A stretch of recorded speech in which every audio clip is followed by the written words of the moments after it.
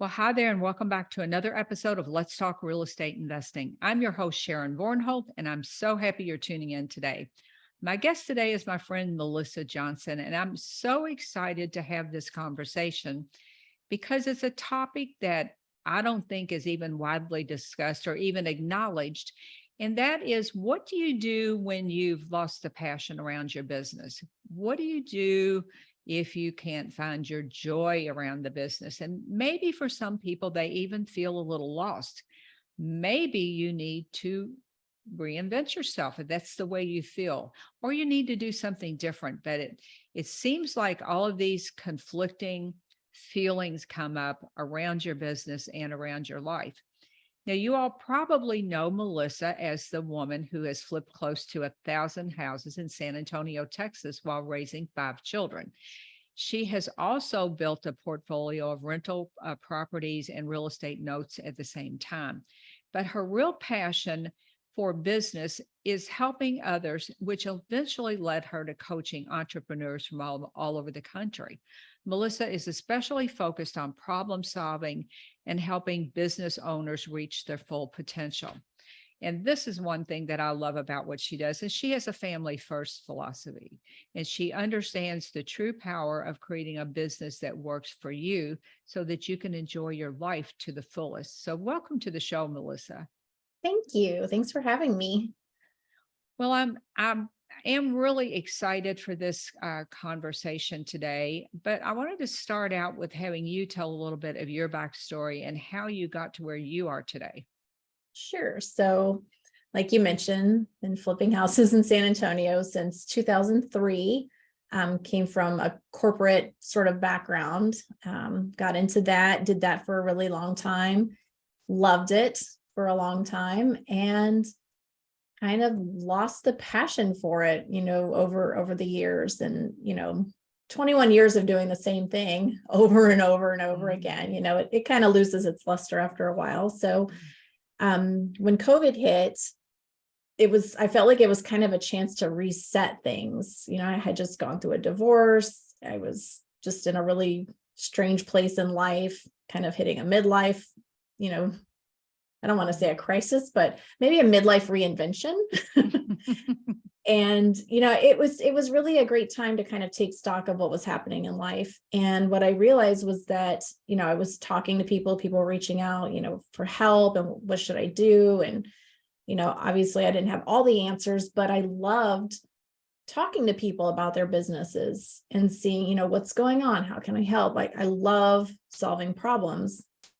And so it was a really great opportunity to kind of explore that side of things instead of just being like in my business working on it, which was, great too. But to be able to take what I learned and share it with other people and figure out, well, how can we solve your specific problems? Really fun for me. And so I decided to pursue some coaching and stuff like that. And so the more I learned, with the coaching side of things and just taking all the things I had learned in my business, the more I kind of learned about myself and found a lot of joy in that. It was very unexpected. I know that it was the same way for me. I had never had any aspirations of being a teacher, but over time, I think for me, it started really with the podcast and talking to so many other people and coaching along the way, doing workshops and things like that. And one day I looked up and thought, boy, I really enjoy doing this. This is fun. And so for me, I kind of made the same transition. But I think it's curious that people build what looks like a successful business, and then they look up and, like you said, you've lost your passion for that. You used to love it, and now not so much. There's just, I describe it as, you've lost your joy around what you're doing. But when was the last time you actually talked to other people that really were upfront about the situation? I feel like people don't really talk about it enough. I feel like, you think that just because you've done something forever that you have to keep doing it because it's what people expect of you. And that was really something I had a hard time wrapping my head around because I felt like a lot of my identity got tied up in that. This is how people know me. This is what they expect from me.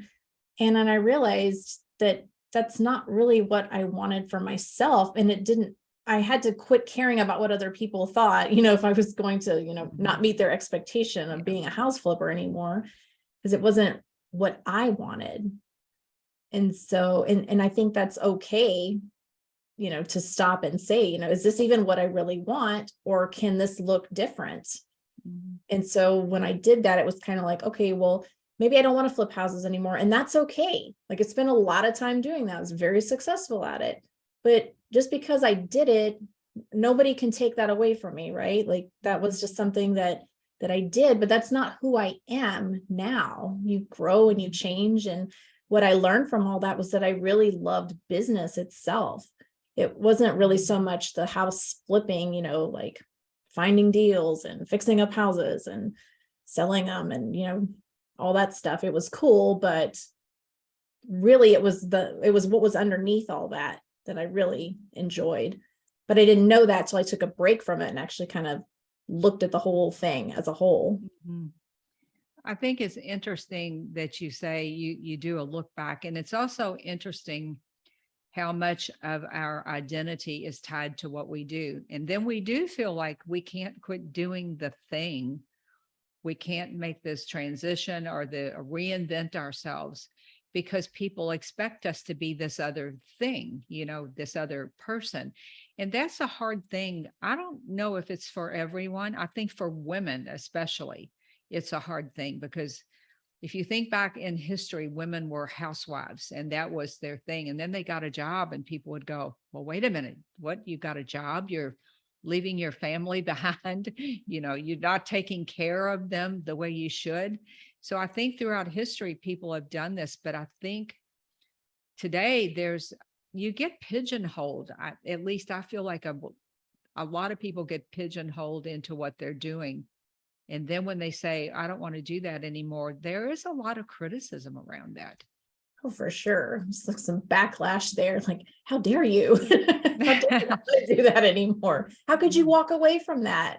Mhm. And I think that's probably like the biggest thing. I've had people ask me, well, why did you stop doing it? Because I freaking wanted to, and that is okay. It's Yeah. okay to not want to do something anymore. You got to give yourself some permission there. Mhm.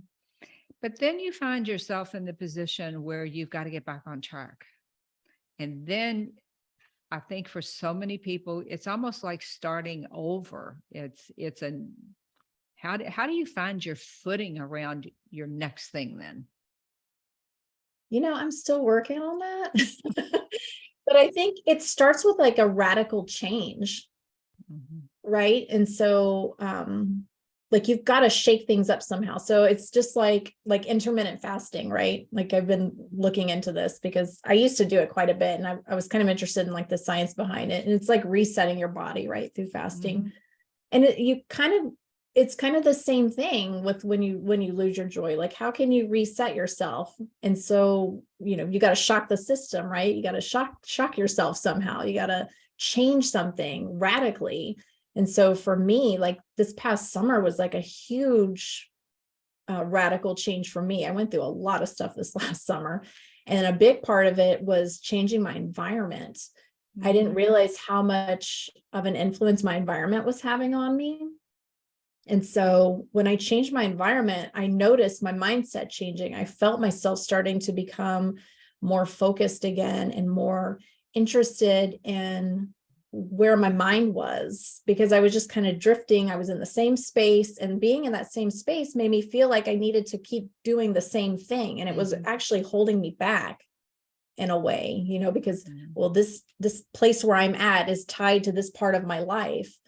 And if I want to change my life, I need to change my space, and that Mhm. might not be for everybody, but what is something that you can do to radically change what's going on in your life? Just shake yourself up a little bit. You can kind of slap Mhm. yourself in the face, right?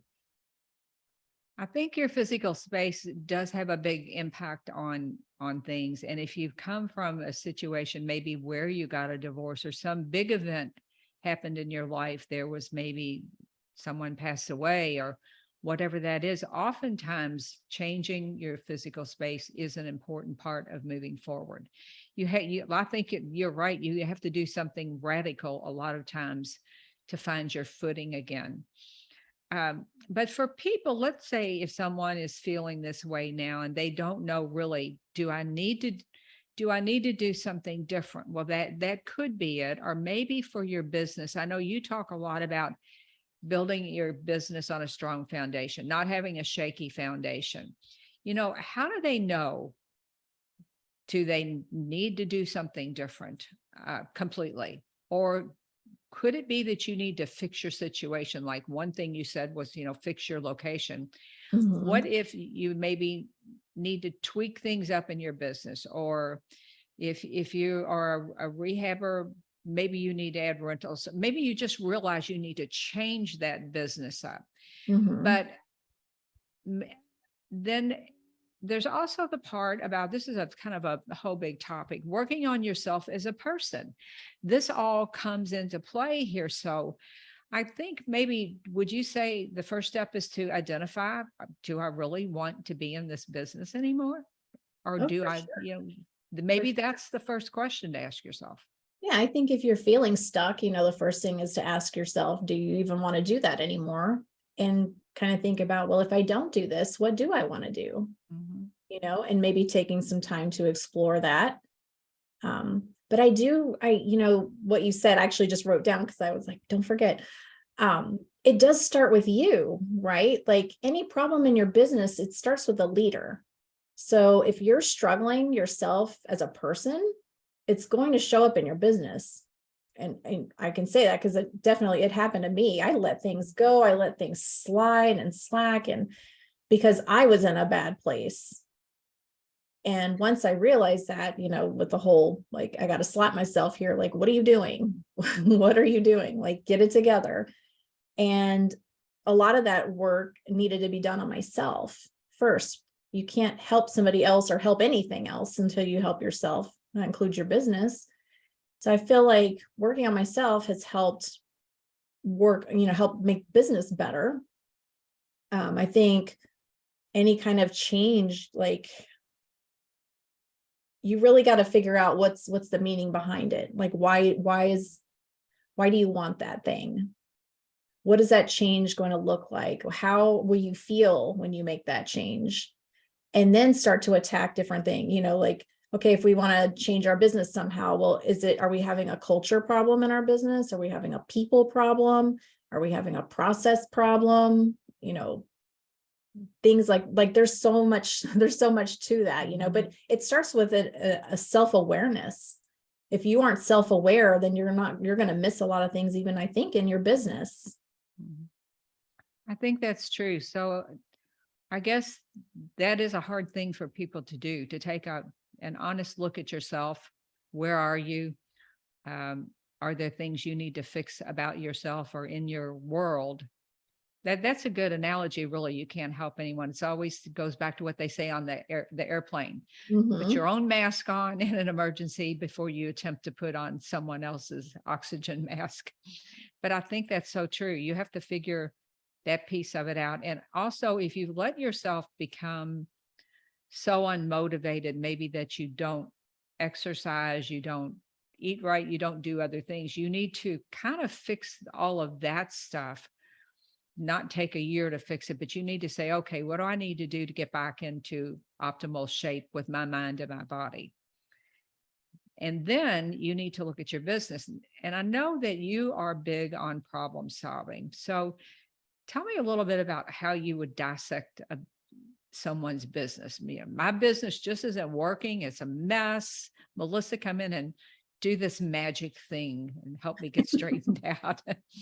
What's fun about that is there is no really magic thing. It's just, it's the right person asking the right questions is what I have found.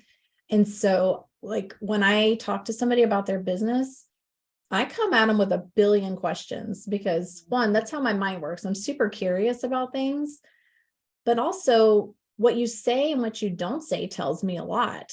And so I really dig deep into people's business, and not just their business too, but not like get super nosy in their personal business, but like, are you okay as a person too? Mhm. Because I really believe that those things are tied together. So it's like, we're going to come in, we're going to poke holes in every area of your business, whether it's leadership or hiring or operations or whatever that looks like, your finances, all those things, marketing, and dig deep into each one of those areas of your business.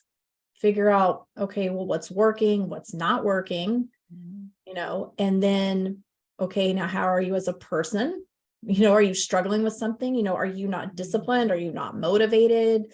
Are you feeling out of touch with the people on your team? What's going on there?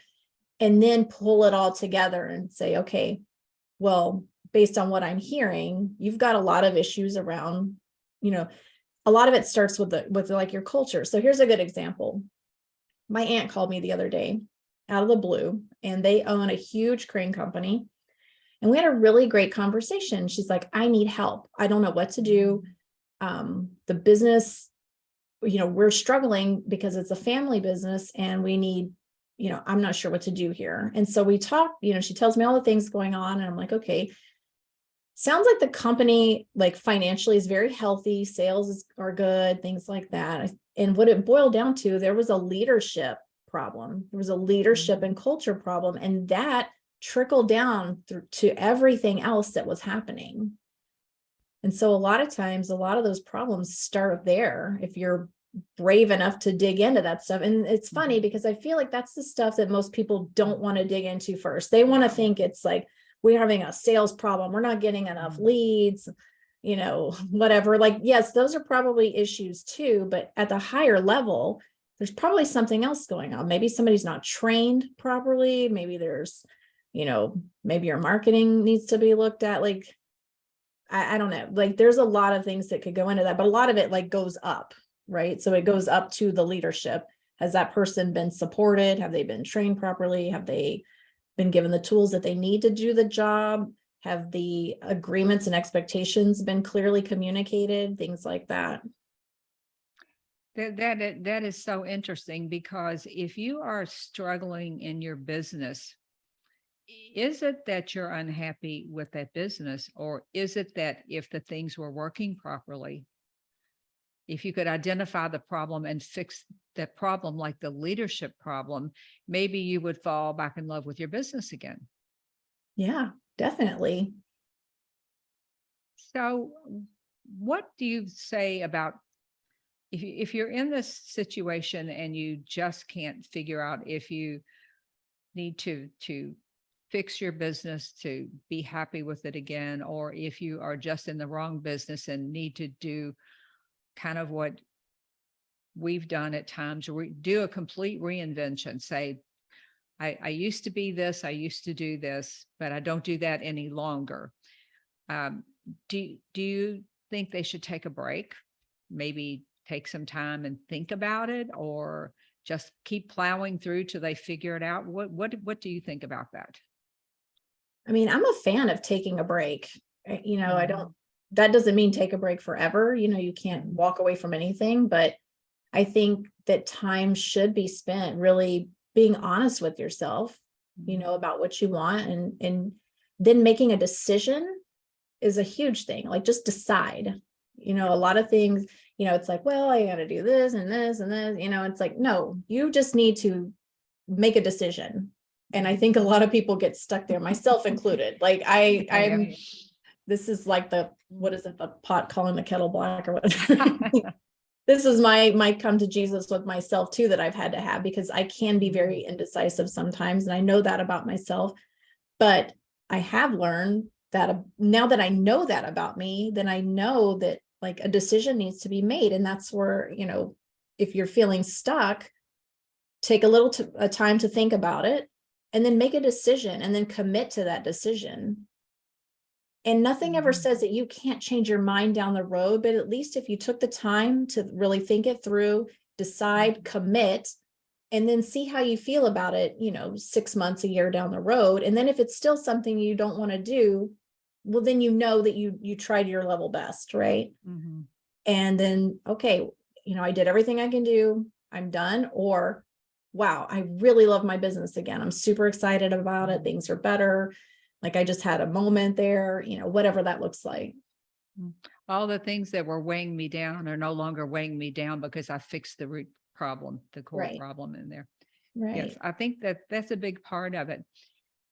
So if you decide that you need to do something different, like something has run its course, and that does happen in business as it does with many other things. You loved it, you did it, you don't love it so much anymore, and you really feel like you need to go off in a new direction.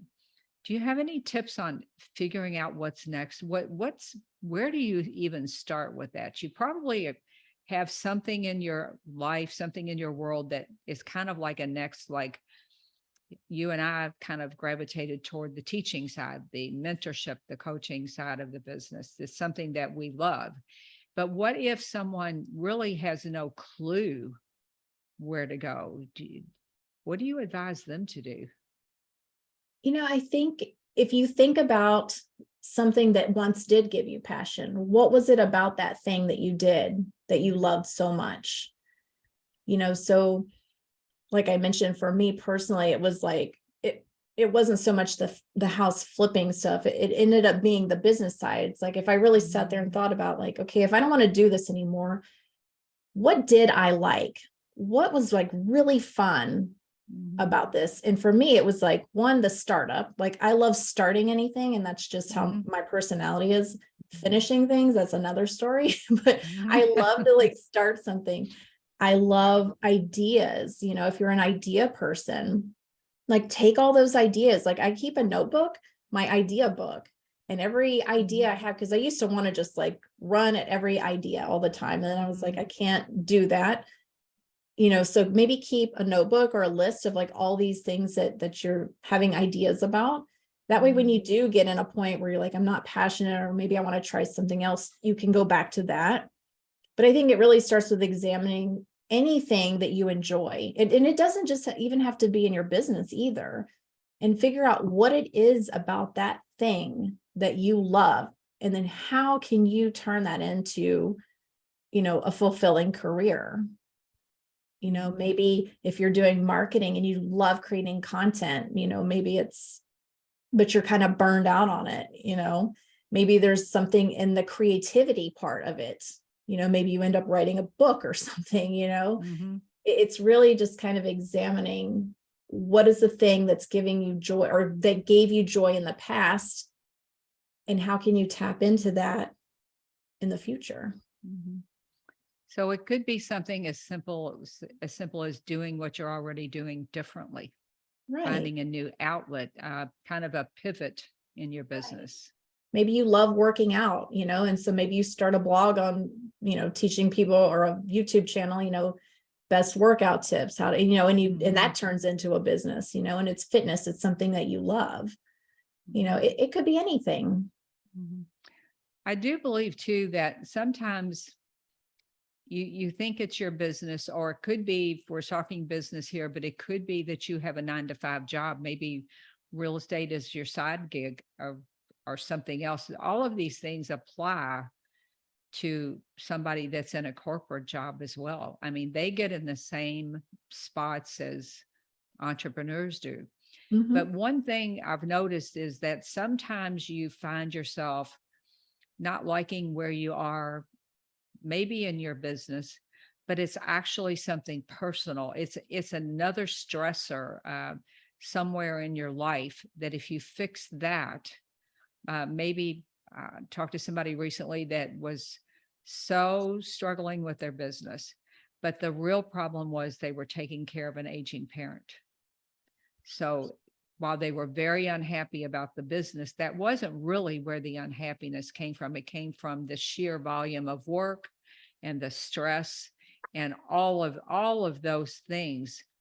So once the outside stressor could be, if it could be fixed, then maybe things would even out in their business. But all those things are so intricately intertwined that it's sometimes hard to pull them apart like a yarn balls and put some over here and some over here and go, okay, what are the pieces to all of this, and what do I do about all those pieces?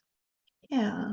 It's funny you mentioned that too. Like I was listening to it was a TED talk this morning. It was like Simon Sinek, one of his TED talks. And I think it was like an older one, but he was talking about, it was about leadership and empathy and leadership, and how to talk to people in those situations, like when you're having those problems and stuff, like you said, maybe they're taking care of an aging parent or something.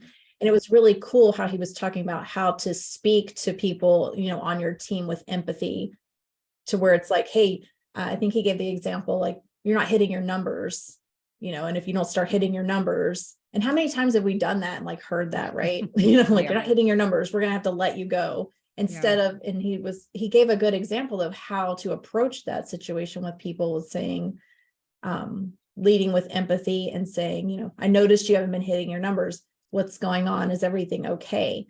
And opening the door for somebody to talk about that, because you're right. Like, they might be going through something else that's making them not have joy in what they're doing right now. And maybe the answer isn't doing something else. Maybe the answer is there's something going on in the background that needs to be addressed.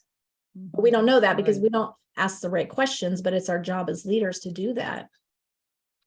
Yeah, that's such a good point. I feel like this is a conversation that could go on for a long, long time, but I'm going to put you on the hook here a little bit. What final advice would you give to people?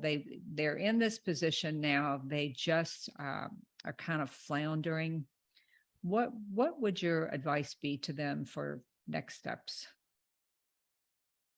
My advice to them would be to give yourself some grace and give yourself some permission, and grace, and knowing that it's okay to walk away from something that doesn't give you joy anymore.